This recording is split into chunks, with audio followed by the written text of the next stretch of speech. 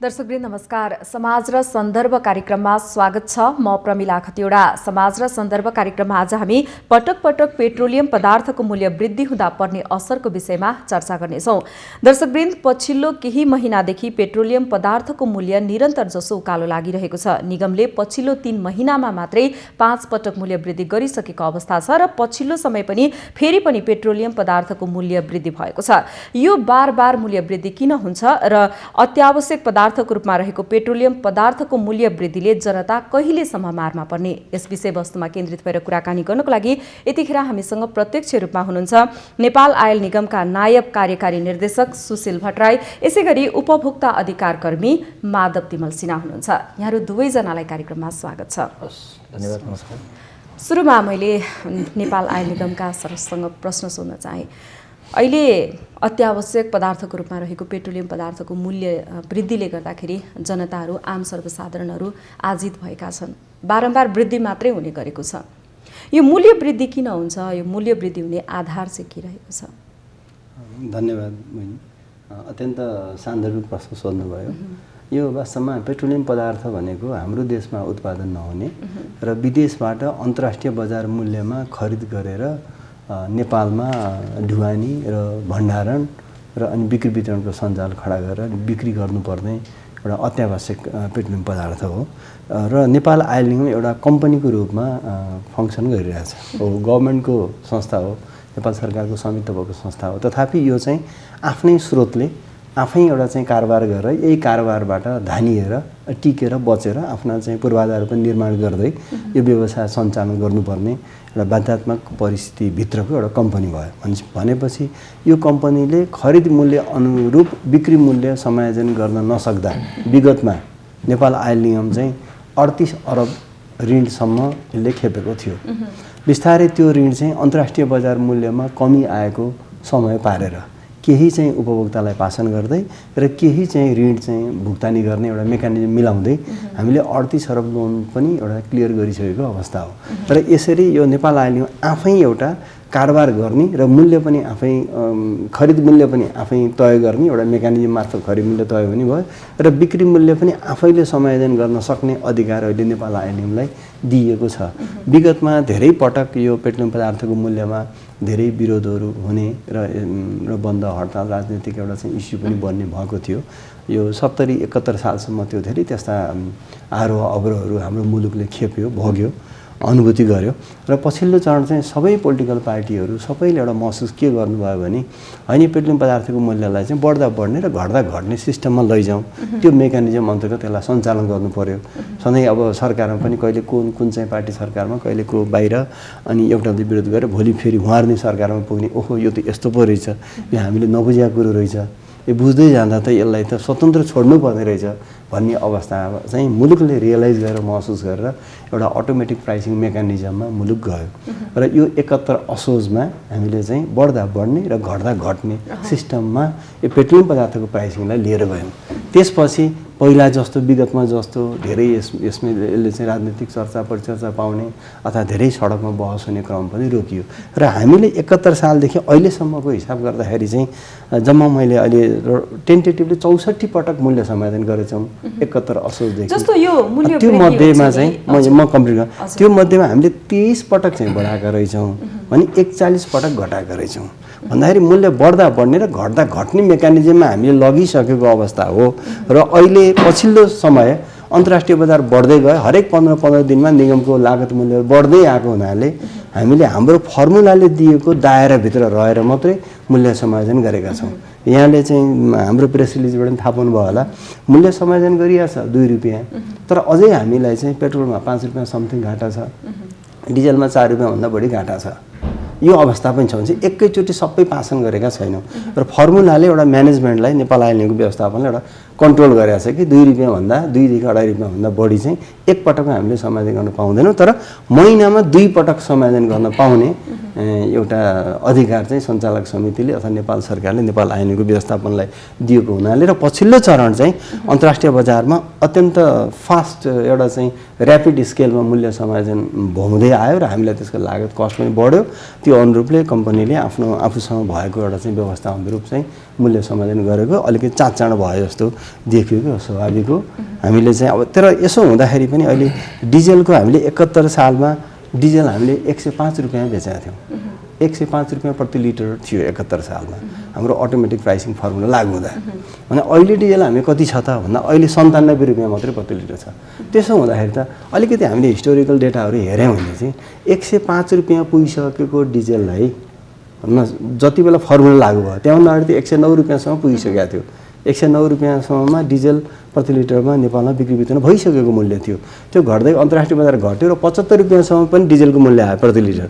अहिले 75 रुपियाँबाट बिस्तारै अन्तर्राष्ट्रिय बजार बढ्दै जाँदाखेरि बढ्दै 97 रुपियाँसम्म पुग्यो। ठिक छ सर, म फेरि पनि यो यहाँसँग आउनेछु। अहिले फेरि पनि मैले हाम्रो उपभोक्ता अधिकार कर्मी माधव तिमल सिन्हा सर हुनुहुन्छ।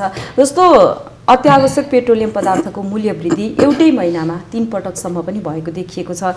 3 महिनामा 5 पटक मूल्य वृद्धि हुँदा पक्कै पनि सर्वसाधारणको ढाड त सेकिएको छ नै।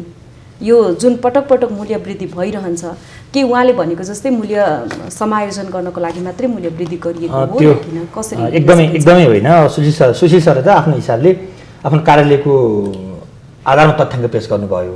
हिजो 105 थियो, आज 97 अझै कम भएको छ, अझै बढ्नुपर्छ भन्ने किसिमको आशय, अझै बढ्छ केही फरक पर्दैन। हिजो 105 त थियो, हामीले 97 ल्याएको छ भन्ने कुरा गर्नुभएको छ।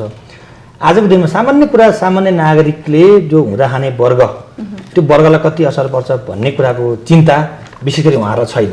किन छैन भन्नाले भने पेट्रोलियम पदार्थको 1 रुपियाँ 2 रुपियाँ मूल्य बढ्दै गर्दा त्यसको प्रत्यक्ष बजारमा 10 रुपियाँ प्रभाव पर्छ। चामलको मूल्य बढ्छ, तरकारीको मूल्य बढ्छ, ढुवानी भाडा बढ्छ, पब्लिक यता भाडा बढाउनको लागि लबिङ पर्छ भन्ने विषय कुरालाई गौण राखेर जसरी नेपाल आयल निगम नेपाल सरकारको पूर्ण स्वामित्व रहेको एकाधिकारपूर्ण व्यापारिक कार्य गरिरहेको संस्था, सरकारी संस्था जसलाई 3 करोड नेपाली जनताको एउटा भनौँ न 8 भरोसाको केन्द्र भएको संस्था कहिल्यै पनि जनताप्रति उपभोक्ताप्रति निगम जवाफदेही भएको अवस्था छैन। म 2-3टा मात्रै उदाहरण भन्न चाहन्छु। किन भन्नुलाई भने जस्तो हिजोका दिनमा हेरौँ न, हामीले लकडाउनले नागरिकहरू घरमा थुनिएर एउटा पनि गाडी नचलेको बेला उहाँले 10 रुपियाँ घटाएर निगम चाहिँ घटायो भनेर एक किसिमको भ्रम छर्ने काम गर्नुभयो। दोस्रो कुरा के छ भन्नु भने आजको दिनमा त सामान्य नागरिक के भन्न छन् 54 किनेर 110 रुपियाँ घाटा भयो भनेर रोइलो मचाइरहेको छ नेपाल आयल निगम। सरकारको संस्थान भइसक्यो के हो त भन्दाखेरि आजको दिनमा वातावरणको नाममा, प्रदूषणको नाममा, बुढी गण्डकीको नाममा, विभिन्न नाममा लागेको कर घटाउने कि जनताको भारमा मात्रै थाप्लो हाल्ने। कोभिड र विभिन्न कारणले गर्दा नागरिकको आय स्रोत कमजोर भएर खुम्चिएको अवस्थामा बिहान खाए बेलुका के खाउँ, भोलि बेलुका खाए भोलिपल्ट बिहान के खाउँ भनेर आत्तिएका नागरिकलाई राज्यको तर्फबाट राहत दिने कि आहत दिने त? अहिले सरकारको लगाइन्छ भन्छौँ, सरकारमा रहेको पार्टी सरकारले ठुला आमसभा गर्दै हिँडेको छ, सरकार सडकमा छ, सरकार सडक आन्दोलन गरेको छ, हजारौँ मोटरसाइकल र्याली निकालेको छ, 10औं ठाउँमा कार्यक्रम गरेको छ भनेपछि यो भार कहाँ गएर जोडिएको छ? नागरिकलाई कहाँ गएर आहत भएको छ? विभिन्न विपक्षी पार्टीहरू चाहिँ आन्दोलन र उसका नाममा सडकमा जुन किसिमको नागरिकप्रति जिम्मेवार नभएर काम गरेको अवस्थामा को नागरिकप्रति जिम्मेवार रहने भन्ने गम्भीर प्रश्न हो। त्यही सन्दर्भमा के हो भने नेपाल आयल निगमले अब हिजोको दिनमा अन्तर्राष्ट्रिय बजारमा मूल्य घटेको बेला त चुप्लाएर बस्यो। 15 दिन स्वचालित मूल्य बल्ल अहिले नाम चाहिँ उच्चारण गरिरहेको छ स्वचालित मूल्यको। नत्र अब सुशीलले भन्नु होला 4 महिनामा चाहिँ यो स्वचालित मूल्य प्रणाली 4 महिना लानुपर्छ भनेर कार्यविधि के पनि बन्दैछ भन्ने कुरा सुनिरहेको छ। हामीसँग छलफल गरेको छैन, हामीले बाहिर सुनिरहेका छौँ। भनिसकेपछि 15 दिनको जुन स्वचालित मूल्य प्रणालीलाई घट्दा घट्ने बढ्दा बढ्ने गर्दाखेरि चाहिँ उहाँहरू यो मिडियामा ट्रायल पनि दिनुहुन्न, मिडियाबाजी गर्नुहुन्न, एकदम थाहा नपाइदियोस् कसैले यो 1 तारिकमा होइन कि 10 तारिकतिर गएर चाहिँ 2 रुपियाँ 1 रुपियाँ घटा जस्तो गर्दै पायो थियो भनेर जनताप्रति उत्तरदायी नहुने। बढ्दाखेरि चाहिँ अब पर्सि 1 तारिक छ भने उस्तो पनि आजै मसान्तिको दिनमै अथवा अङ्ग्रेजी महिनाको मसान्ति दिन बढाउनु पायो भने भन्ने किसिमको जुन सोचाइ छ नि, यसले गर्दा नि के हो, एकै शब्दमा नेपाल आयल निगम नागरिकप्रति, नागरिक अधिकारप्रति, उपभोक्ताप्रति जो उपभोक्ताले त कुनै पनि उपभोक्ता उधारमा तेल किन्दैन, किनेको छ र किनेको छैन भनेपछि त्यो प्रति जिम्मेवार भएको एउटा अधिकार कर्मी नाताले मात्रै होइन, सामान्य मान्छे सोध्नुहोस्, एउटा सामान्य जो माछापोखरीमा, महाराजगञ्जमा, कलङ्कीमा, बानेश्वरमा, कोटेश्वरमा हातमा नाम्लो बोक्ने भरियालाई सोध्नुहोस्, उसले भन्छ क्या सरकार नागरिकप्रति किन जिम्मेवार भएन? हाम्रो लागि सरकार भनेको आयल निगम हो नि त। सबै व्यवस्थापन गर्ने, वितरण गर्ने, आयात गर्ने, सबै कुरा गर्ने चाहिँ सरकार आयल निगम हो। फेरि पनि हाम्रो सुशील सरलाई नै प्रश्न, आयल निगममा जनताको जिम्मेवार छैन, भएको छैन। अन्तर्राष्ट्रिय बजारमा मूल्य बढ्यो भनेर यहाँहरूले जुन घाटालाई समायोजन गर्नको लागि पनि यहाँहरूले मूल्य वृद्धि गर्छौँ भनेर भनिरहँदाखेरि यो मूल्य वृद्धिको अन्य विकल्प किन खोजिँदैन? जसले गर्दाखेरि त प्रत्यक्ष रूपमा मारमा त जनता नै छन् नि त, यसको विकल्प किन खोजिँदैन? जस्तो यहाँले सान्दर्भिक प्रश्न सोध्नुभयो।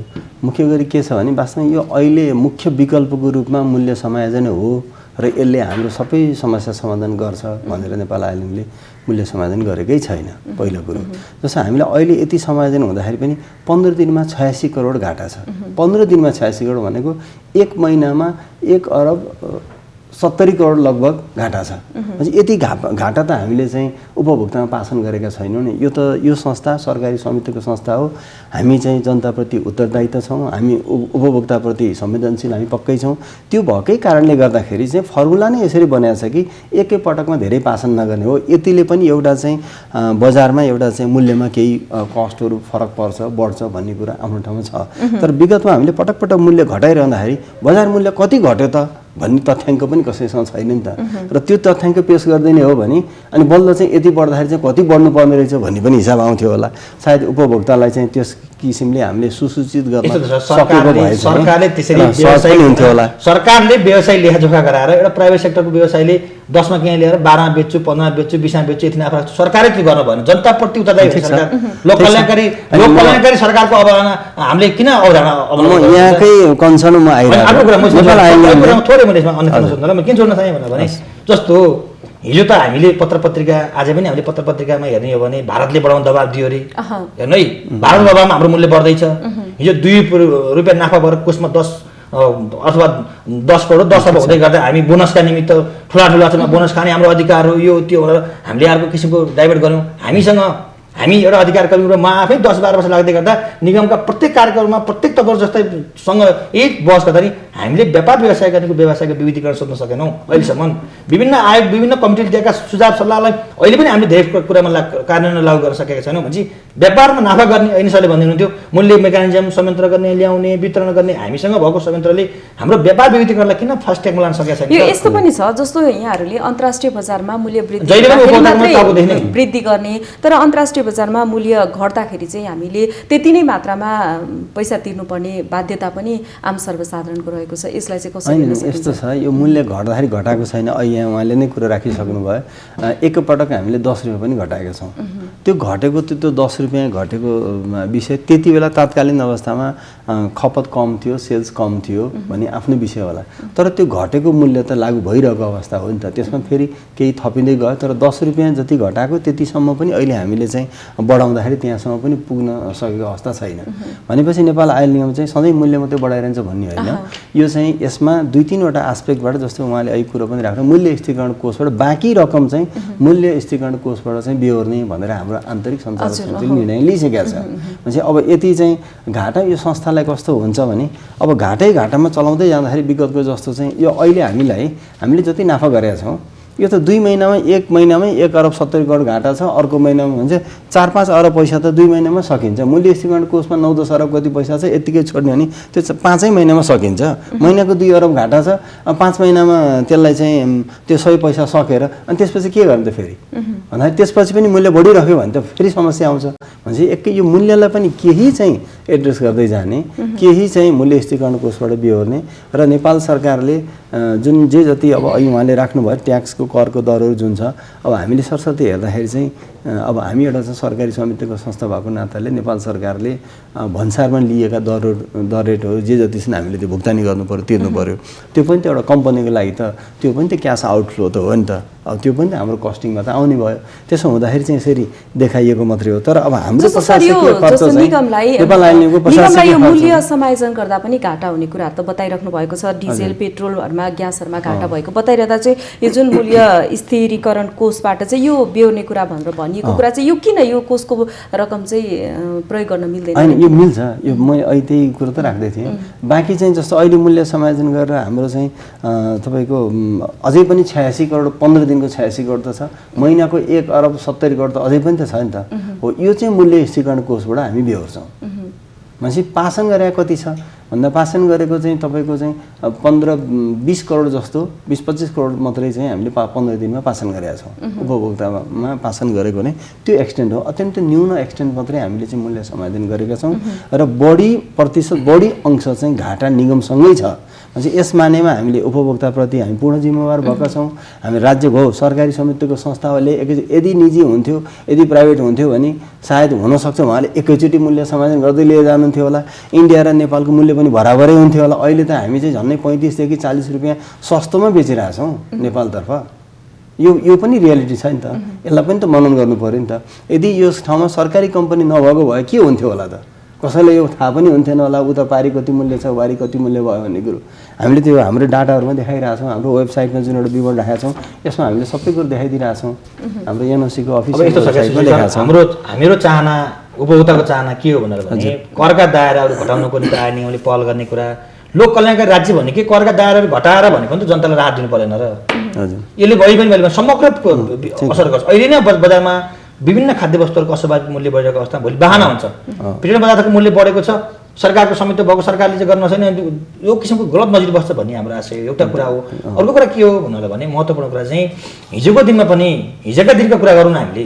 किन ती कुरालाई त धेरै कुराहरू त अझै पनि ल्याप्सेछ नि त नेपाल आइलिङमा।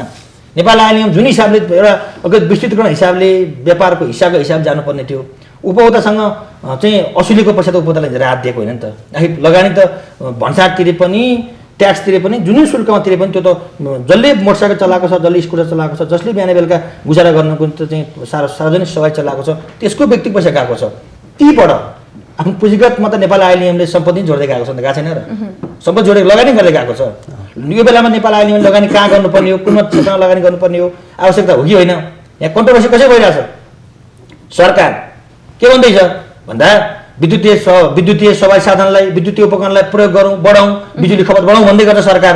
तपाईँहरू नेपाल आइलिङको व्यक्तिहरू के गर्दै हुनुहुन्छ ग्यासका प्लान्ट खोल्दै हुनुहुन्छ भण्डारण अझ बढाउनलाई विभिन्न ठाउँ जग्गा लिँदै गर्नुहुन्छ होइन अरबौँका टेन्डरहरू गर्दै हुन्छ भनेपछि सरकारको निकाय सरकार लगानी भएको संस्था र सरकारको नीतिमा फरक त परेको छ नि त। भनेपछि हामी के भन्छौँ हाम्रो चाहिँ चाहिएभन्दा बढी हाइड्रोमा लगानी भयो उत्पादन बढी भएको छ बिजुलीलाई बढी खपत गरौँ इन्डक्सन लगाएर चुलो प्रयोग गरौँ भने सरकारको निकाय पनि भन्दैछ। तपाईँहरूले के भन्दै हुनुहुन्छ होइन ग्यासको भण्डारण अझ बढाउनु पऱ्यो हामी आफ्नै सिलिन्डर ल्याउँछौँ हामी यो गर्छौँ त्यो गर्छौँ भन्नुभएको छ भनेपछि सरकारको लगानी भएको संस्थाबित तालमेल मिलेको छैन। अनि कसरी जनताले राहत महसुस गर्ने अहिले के हो त त्यस्ता किसिमका कुराहरूलाई यसमा लगानी गर्नु पऱ्यो नि त। हिजो बढेको थियो 105 थियो अझ 97 त हामीले 8 रुपियाँ त उपभोक्तालाई नाफा दिइरहेको छौँ 71 साल घाटा दिएर 71 सालको तथ्याङ्कले त अहिले जनतालाई त अन्याय गर्ने काम त गर्नु भएन भनिसकेपछि हिजोका दिनमा 1800-2000 रुपियाँका सामान पनि 2400-2500 आइरहेको छ नि आएको छैन र आएको छ। त्यस कारणले एउटै कुरा के हो भने सामान्य नागरिकप्रति हुँदाखाने वर्गप्रति सरकार जिम्मेवार बन्नुपर्छ। समग्रमा कसरी असर गर्छ भन्ने कुरा हिजोको दिनमा पोलिटिकल इस्यु बनाए हो पोलिटिकल इस्यु हुन्थ्यो त्यही बुझेर त स्वचालित मूल्य प्रणाली आपूर्ति व्यवस्थाको मेरुदण्ड भएको कारणले गर्दाखेरि पनि अरू अन्य कुरामा भन्दा सेन्सिटिभ हुनुपर्छ अरू अन्य कुरा भन्दा सेन्सिटिभ हुनुपर्छ भन्ने हिसाबले नै यसमा के हो त नेपाल सरकारले हामी अधिकारी कर्मीहरूले हाम्रो आम सञ्चार माध्यमले नै कमसेकम पेट्रोलियम पदार्थ जस्तो कुरा चाहिँ राज्यको प्रत्यक्ष लगानी हुनुपर्छ प्रत्यक्ष निगरानी हुनुपर्छ भनेर त नेपाल आयल निगमलाई बलियो बनाउने कुरा त्यहाँभित्र भएका कमी सुधार गर्नुपर्ने कुरा विभिन्न समय र कालखण्डमा विभिन्न समिति दिएका सुझावलाई अक्षरश कार्यान्वयन गर्नुपर्ने कुरा नीतिगत र व्यवहारिक कुरामा भएका कुरालाई चाहिँ नीतिगत कुरालाई बलियो बनाउन जानुपर्ने कुरा पेट्रोलियम पदार्थ नियमन गर्नको निम्ति कानुनी आधार तयार गर भन्ने कुरामा त हामीले बारम्बार सर यही हुन्छ सुशील सर निगमका विभिन्न कार्यक्रममा लिखित रूपमा सञ्चार माध्यम मार्फत पनि हामीले पटक भनेका छौँ। तर विडम्बना के छ भने इन्डियामा तस्कर भयो इन्डियामा हाम्रोभन्दा चाहिँ के भन्छ महँगो हाम्रो सस्तो भयो इन्डिया तस्कर भयो अनि मूल्य बढायो भन्ने किसिमको गैर जिम्मेवारपूर्ण अभिव्यक्ति भनेको के हो त नेपाली उपभोक्तामाथि नागरिकमाथिको यो नागरिकमाथिको चाहिँ के भन्छ ल अब सामान्य भाषामा नागरिकमाथिको अपराध नै भइरहेको छ। त्यस कारणले सरकारको लगानी भएको संस्था जिम्मेवार बन्नुपर्छ र बजारमा यसले असर पार्छ भन्ने कुरा एक कदम पछि अघि बढ्दै गर्दा दुई कदम पछि हट्नुपर्ने अवस्था सिर्जना गराउनको निम्ति पनि म त सम्पूर्ण व्यक्तिहरूलाई आन्दोलन गर्नको लागि आन्दोलन उत्रिँदै आग्रह गर्न चाहन्छु। हजुर सुशील सर के समय जसो अघि विषय आयो नि जस्तो नेपाल आयल निगम चाहिँ आन्तरिक सुधारतर्फ अथवा व्यवस्थापनमा एउटा सुधारको विषयमा त्यति चासो राखेका छैन भन्ने कुरो जानु अनेक ठाउँमा यसमा म अलिकति केही कुरा राख्न चाहेँ। वास्तवमा नेपाल आयल निगमले जुन एउटा चाहिँ अब ऐतिहासिक रूपमा एउटा पाइपलाइनको निर्माण गरिसकेपछि यो अहिले आपूर्ति व्यवस्था धेरै सहज भएको अवस्था छ। पहिला डिजेलकै लागि पनि हामीलाई धेरै समस्या हुन्थ्यो र डिजेलको खपत चाहिँ अलमोस्ट टोटल पेट्रोलियम प्रडक्टको खपतमा 60% जस्तो डिजेलकै मात्रै खपत छ। भनेपछि यो एउटा चाहिँ आपूर्ति सुनिश्चित गर्ने, आपूर्तिलाई मार्केटमा सहज बनाइराख्ने एउटा हाम्रो चाहिँ जहिले पनि त्यो एउटा चुनौती छ। र विगतदेखि चाहिँ भनौँ न धेरै वर्ष अगाडि स्थापना भएका भण्डारणका हाम्रा चाहिँ पूर्वाधारहरू सबै आउटडेटेड भइसकेका छन्। तिनीहरूलाई चाहिँ क्रमशः हामीले मोडर्नाइज गर्दै भण्डारण क्यापेसिटी पनि थप गर्दै लिएर जाने काममा चाहिँ हामी अगाडि बढिसकेको अवस्था छ। र अटोमेसनलाई हामीले एकदमै टप प्रायोरिटीमा राखेका छौँ र निगमको सम्पूर्ण काम कारबारलाई डिजिटाइज गर्नको लागि पनि एउटा सफ्टवेयर र डिजिटाइजेसनका चाहिँ विभिन्न चाहिँ हामीले चाहिँ ऊहरू अगाडि बढाइसकेका छौँ। र यसमा चाहिँ यसको चाहिँ अल्टिमेटली यो नेपाल आइलिङमा चाहिँ एउटा इफिसियन्ट संस्थाको रूपमा आयो भने त्यसको कस्टहरू घट्छ। त्यो कस्ट घटेको चाहिँ अल्टिमेटली उपभोक्तामा नै पासन हुने हो, त्यसको बेनिफिट उपभोक्ताले लिने हो। र त्यो सँगसँगै हामीले एउटा चाहिँ उपभोक्तामा नेपाल आइलिङको आफ्नो एउटा चाहिँ सिधै नेपाल आइलिङले एउटा चाहिँ सर्भिस किन नदिने भनेर हामीले पेट्रोल पम्प पनि एउटा पेट्रोल पम्प भैरवामा निर्माण गरिसकेका छौँ, नमुना पम्प छ। त्यसै अरू 15-20वटा पेट्रोल पम्प पनि देशको विभिन्न भागमा हरेक प्रदेशमा एउटा मोडल पम्प हुनुपर्छ, निगमको आफ्नै हुनुपर्छ, ताकि उपभोक्तालाई सही क्वान्टिटी सही गुणस्तरको एउटा रेफरेन्स प्राइसमा त्यहीँबाट दिने एउटा व्यवस्था मिलाउन त्यो पनि हामीले गरिसकेका छौँ।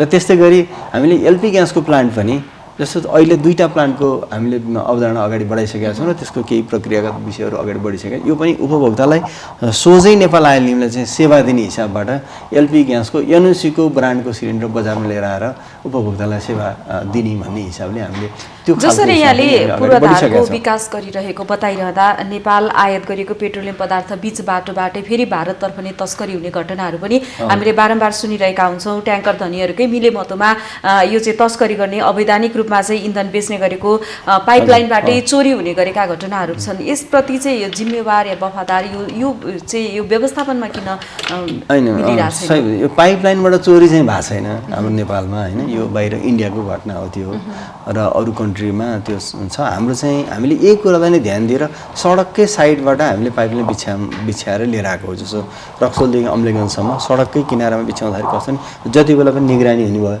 कसैले त्यहीँ केही गर्ने भने पनि 2-4 घन्टामा त्यो हुने कुरो भएन, त्यो सजिलो पनि छैन।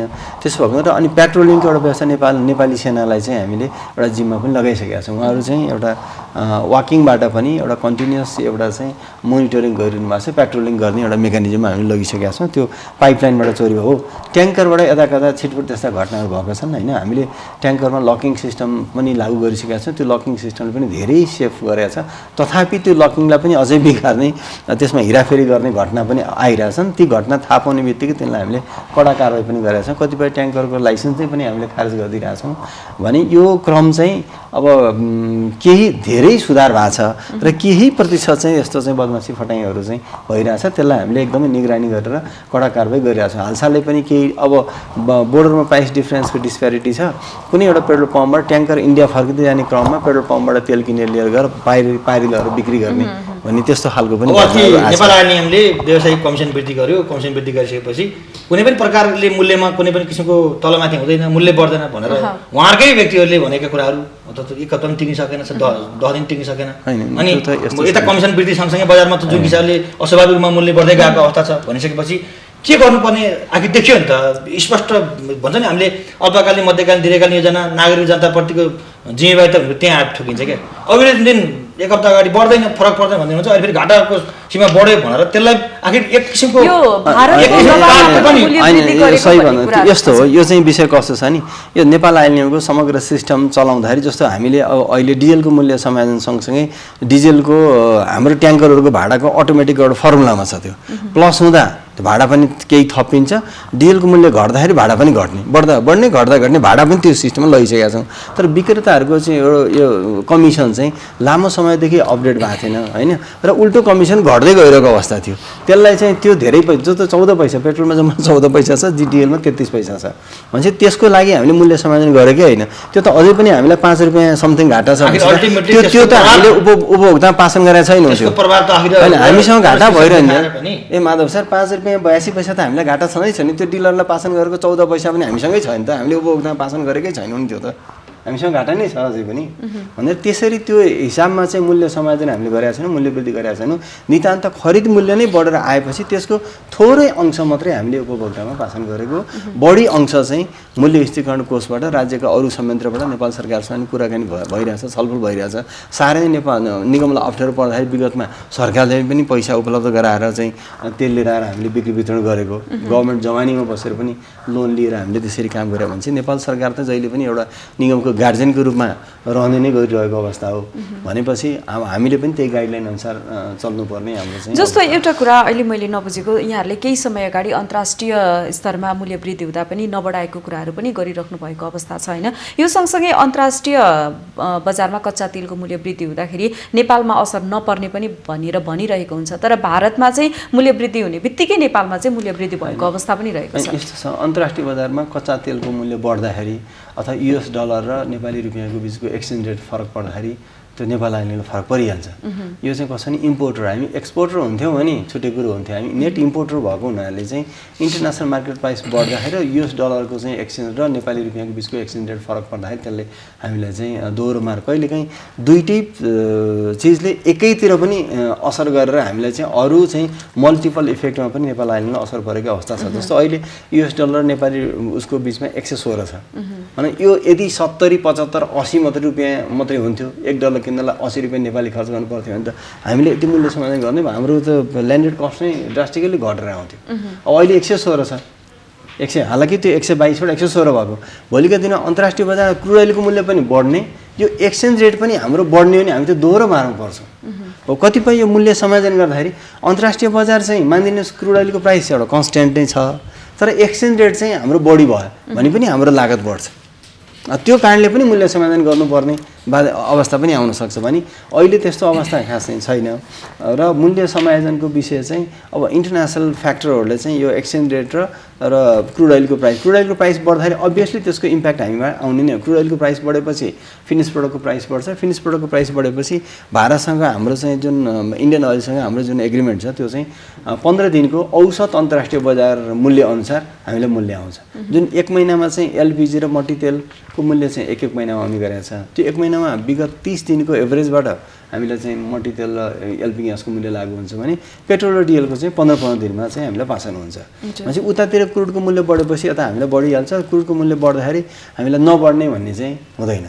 सरलाई नै फेरि पनि एउटा प्रश्न सोध्न चाहे, जस्तो अन्तर्राष्ट्रिय बजारमा इन्धनको मूल्य बढ्ने वा घट्ने भए पनि आइओसीले पठाउने मूल्य विवरण भने निगमले चाहिँ पारदर्शी रूपमा सार्वजनिक नगरेको कुराहरू पनि आइरहेका हुन्छन् नि। होइन त्यस्तो छैन। जस्तो हामीले आइओसीले कति मूल्यमा हामीलाई बेचाछ भन्ने कुरा हामीले वेबसाइटमा राखिरहेको छौँ। जस्तो 53 रुपियाँ 97 पैसामा पेट्रोल बेचाछ, 55 रुपियाँ 15 पैसामा डिजल बेचाछ। यो हामीले पारदर्शी बनाएर राखेका छौँ। ठुलो खाली यसमा कारोबार गर्ने संस्था भएको कारणले गर्दाखेरि त्यसका अहिले मैले भने सुशासनका कुराहरू, भित्र व्यवस्थापन कुराहरू, व्यापार विविधीकरणका कुराहरू र सरले भन्ने हुन्थ्यो 3 वर्षपछि हाम्रो कुनै पनि किसिमको आपत्ति असहजता छैन भन्ने कुरामा 3 वर्षमा जुन किसिमको बन्द हडताल कुनै पनि किसिमको भएन, एक किसिमको राजनीतिक स्थिति अथवा गएको अवस्थाले गर्दाखेरि मात्रै भएको कुरा हो। त्यो पूर्ण निगमको कारणले गर्दाखेरि मात्रै भएको भन्ने कुरा पनि म चाहिँ होइन, निगमले सप्लाई दिन नसक्दा ल यहाँ यो बिचमा पनि कैयौँ त्यस्ता अध्ययनहरू घटनाहरू भएको छ, के हो भन्नु हामीले म्यानेज गरेका छौँ। मुख्य कुरा भनेको चाहिँ के हो भने जे नागरिकबाट अपेक्षा थियो त्यो अपेक्षामाथि मात्रै कुठाराघात भएको छ भन्ने आकलन हो। किनकि अहिले एउटै मात्रै कुरा गरौँ, यसले समग्र भोलि ढुवानी भाडा बढ्ने, त्यसको असर खाद्यवस्तुमा पर्ने, यात्रु सार्वजनिक बसको भाडा बढाउनको निमित्त अब भोलि व्यवसायले अर्को कुरा उठाउने, ढुवानीका भाडा बढ्ने, त बजारमा महँगी भयो भने पेट्रोलियम पदार्थलाई चाहिँ एउटा माध्यम बनाएर अन्य गलत काम हुनसक्छ। यस्तो अवस्थामा हिजो जसरी सरकारले निगमलाई सहजीकरण गर्थ्यो, अनुदान दिन्थ्यो, ऋण दिन्थ्यो, कोही बेला त सधैँ नाफा भयो भने कोही बेला घाटामा लोन लिएर चल्नु पऱ्यो नि त, परेन र? अनि त्यो यति छ भनेर जनतालाई अब यो सामान्य नागरिकले यतिमा किनेको, यति गरेको, यो कर यस्तो, यति नागरिक के बुझ्छ? 54 किनेको छ 110 बेचेर अझ घाटा छ भन्छ निगम। एउटा सामान्य नागरिक बुझ्ने भाषा भने त्यो 54 किन्छ 110 बेच्छ, आदि नाफा खाँदा पनि घाटा गयो भन्छ। भने कस्तो व्यापार गरिरहेको छ नेपाल आयल निगमले भनेर सामान्य लेमेनले बुझ्ने भाषा त्यो। अहिले त्यही किसिमको पेरिपेरीमा जुन बहस भइरहेको छ, त्यस कारण निगमले बढाएको मूल्य वृद्धि फिर्ता गर्नको लागि पहल गर्नुपर्छ। डिजल विशेष गरी डिजलले गर्दाखेरि जुन ढुवानीमा पार्ने असरले गर्दाखेरि समग्र यसले चाहिँ आपूर्ति प्रणालीलाई नै ध्वस्त पार्छ भन्ने हिसाबले सोच्नुपर्छ। र अहिले बढाएको मूल्य वैज्ञानिक पनि छैन, घटाउनको निमित्त म आग्रह गर्न चाहन्छु मूल्य घट्नुपर्छ र र घटाउनको निम्ति सबै दबाब पनि दिनुपर्छ। यो जसरी यो तस्करीको विकल्प बहानामा चाहिँ मूल्य बढाउनु चाहिँ न्यायोचित होइन, न्यायोचित होइन। त्यसको मार, त्यसको भार अहिले त नागरिकले मैले भने नि बिहान खाए बेलुका के खाउँ, रोजगारी गुमेकाहरू, रोजगारी खोज्न हिँडेका व्यक्तिहरू, अहिले पनि हाम्रो पर्यटन क्षेत्र, school, college, hotel, restaurant, party परिसर राम्रोसँग स्मुथली कोरोनाले गर्दा चल्न नसकेको अवस्थामा जुन किसिमको नागरिकको पीडा पनि बुझ्नु पर्यो नि त। नागरिक पीडा कसले बुझ्ने त? सरकार रकमी भएर, सरकार चाहिँ व्यापारी भएर, सरकारले व्यापारको एक एक पैसा हिसाब गरेर बस्ने होइन। उसको काम भने के हो त? नागरिक राहत दिने काम गर्ने हो। नागरिकको घाउमा मलमपट्टि लाउने काम गर्नु पर्यो। अहिले के त नागरिकले चाहिँ नुनचुक होइन कि मलमपट्टि खोजेको बेलामा नुनचुक लाउने कि मलमपट्टि लाउने काम भनेको सरकारको काम हो। अब किन भन्नु भने यो अब बिस्तारै चुनावका बहानाबाजी हुने, चुनाव घोषणा गरेको छ भन्ने विभिन्न किसिमका चाहिँ तत्त्वहरूले बजारमा चलखेल गर्ने अवसर रहन्छ। त्यो चलखेल गर्ने अवस्थालाई निर्गुल गर्नको निमित्त पनि यो पेट्रोलियम पदार्थको मूल्य घटाउनुपर्छ। हिजो बढाएको सर अब के छ त उपाय के छ? जनताहरूले कसरी न्याय पाउँछन्? जस्तो यहाँहरूले त यहाँहरूको उदाहरण हेर्दाखेरि चाहिँ केही समय अगाडि 2 रुपैयाँ मात्रै फाइदा हुँदा पनि बोनस खान त हतार गरिएको उदाहरणहरू पनि देखिएकै छौँ हामीले। के छ अब यो नेपाल आइएलएमले यो मूल्य बढाएर बोनस खाएको चाहिँ अवस्था छैन। अहिले हामीले बोनस खाएकै छैन। यो धेरै लामो समय 10औं 12औं 15 वर्ष भित्रमा हामीले बोनस अहिलेसम्म हामीले विषयवस्तु उठाएको छ त ऐनमा व्यवस्था छ त। अनि त्यो अनुसार कम्पनी ऐन अन्तर्गत निगम चलेको छ। त्यो कम्पनी ऐनमा अथवा बोनस ऐनले कर्मचारीलाई एउटा चाहिँ नाफा हुँदाखेरि त्यसको यति प्रतिशत बोनस खाने भनेर ऐनमै संशोधन गराइदिनुहोस् न। हामी कुनै कर्मचारीले बोनस खानु पर्यो त्यस्तो होइन। अहिले चाहिँ हामीले बोनस खाएको पनि छैनौँ। हामीले चाहिँ हाम्रो सबै हिसाब पारदर्शी छ र नेपाल आइएलएम जस्तो लास्ट इयरको आर्थिक वर्षको चाहिँ हाम्रो चाहिँ अडिट हामीले यो पुसभित्रै सकेका छौँ। पुसभित्र अडिट पनि सकेर साधारण सेवा पनि गरिसकेको संस्था छ।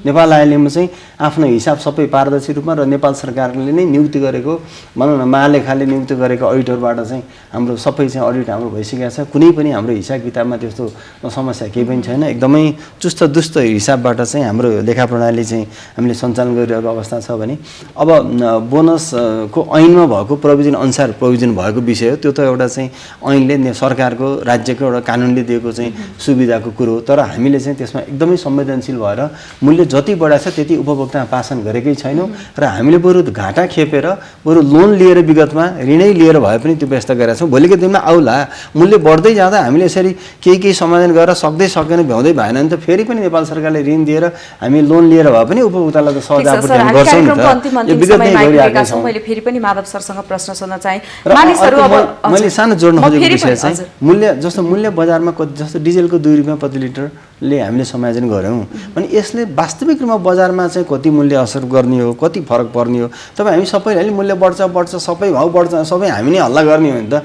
नबढ्ने आफूलाई कस्टिङमा फरकै नपरेको व्यवसायीले पनि बढाउनु पर्ने रहेछ कि भन्ने खालको मेसेज पनि नजाओस् होइन। र कति मूल्य बढ्नुपर्ने हो सबै चाहिँ व्यवसायीहरू पनि त्यसमा चाहिँ संवेदनशील हुनु पर्यो। सबैको कर्तव्य हो उपभोक्तालाई सही चाहिँ एउटा मूल्य लिने र यसमा चाहिँ अनावश्यक एउटा चाहिँ बहानाबाजी गरेर मूल्य बढाउन पाइँदैन। त्यस्तो भयो भने चाहिँ अब विभिन्न उपभोक्तावादी संस्थाहरू यहाँहरू पनि कार्यरत हुनुहुन्छ। विगतै माधवजी पनि त्यसमा निकै नै धेरै खट्नु भएको छ, कामहरू गर्नुभएको छ। उहाँहरूकै सक्रियताले गर्दाखेरि पनि कैयौँ त्यस्ता एरियाहरूमा करेक्सन भएको छ। त्यो हामीले पनि महसुस गरेका छौँ। हाम्रो सेक्टर मात्रै होइन, हाम्रो सेक्टर त एउटा सरकारले सञ्चालन गरेको छ। विक्रेताले त्यहाँभन्दा बढी चाहिँ 2-3% भन्दा बढीमा कमिसन बेच्नै पाउँदैन। कालाबजारी गर्ने बित्तिकै ठ्याक्क सडकमा बसेका हुन्छ समाते। त भित्र बसेर लुकेर बसेका चाहिँ व्यवसायीहरू व्यापारीहरू जसले मूल्यमा हेराफेरी गरे त्यो सबैलाई पनि माधव सर अब मानिसहरू सधैँ महँगीको मारमा परेका छन्। त्यसलाई जनताहरूलाई कसरी जागरुक र सचेत बनाउने यो अवस्थामा आयल निगमले चाहिँ अब के गर्दा ठिक होला? आयल निगम भनेको सरकारले के गर्नु पर्यो भन्दा नागरिकप्रति जिम्मेवार बन्नु पर्यो।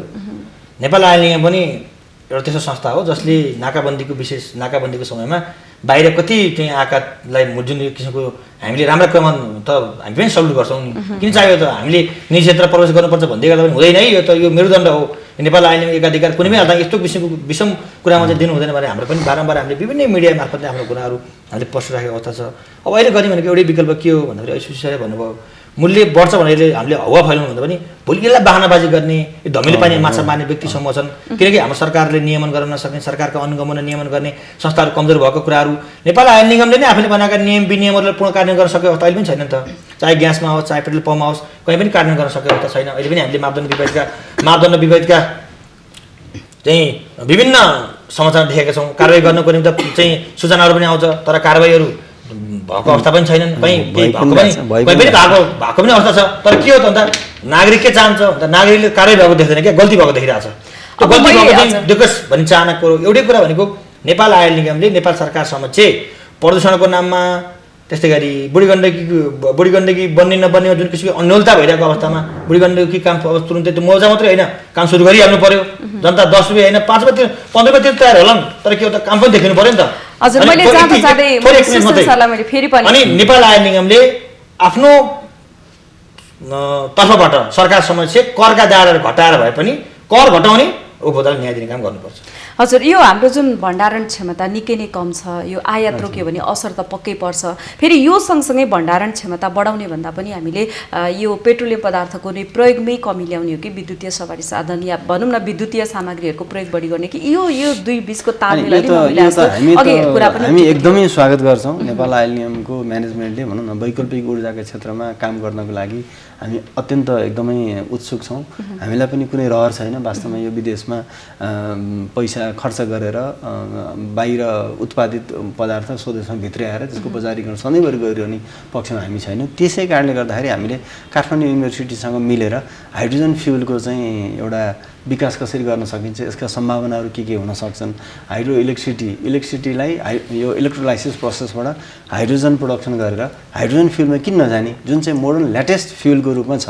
जस्तो तपाईँले याद गर्नु होला रकेट चल्ने चाहिँ हाइड्रोजन फ्युलबाट हो मान्छे लिक्विड हाइड्रोजन फ्युलका सेलहरू प्रोडक्सन गरेर ओल्डमा चाहिँ किन बिक्री वितरण नगर्ने भनेर काठमाडौँ युनिभर्सिटीका प्रोफेसरहरूले त्यसमा स्टडी गरिरहनु भएको छ पक्कै पनि हामी यो यसमा चाहिँ कमी ल्याउनुपर्छ र पेट्रोलियम पदार्थको खपत चाहिँ बढाउँदै जानुपर्छ हामीले त्यो अनुसारको गर्दै जानुपर्छ भन्ने पक्षमा हामी छैनौँ हस् हाम्रो कार्यक्रमको निर्धारित समय सकिएको छ यहाँहरू दुवैजनालाई आफ्नो समय र संवादको लागि धेरै धेरै धन्यवाद दर्शकवृन्द समाज र सन्दर्भ कार्यक्रममा आज हामीले पटक पटक पेट्रोलियम पदार्थको मूल्य वृद्धि हुँदा पर्ने असरको विषयमा चर्चा गर्यौं यसका लागि हामीसँग हुनुहुन्थ्यो नेपाल आयल निगमका नायब कार्यकारी निर्देशक सुशील भट्टराई हुनुहुन्थ्यो यसैगरी उपभोक्ता अधिकार कर्मी माधव तिमल सिन्हा हुनुहुन्थ्यो दर्शकवृन्द समाज र सन्दर्भबाट म प्रमिला खतिवडा बिदा हुँदैछु हेर्दै रहनुहोला माउन्टेन टेलिभिजन नमस्कार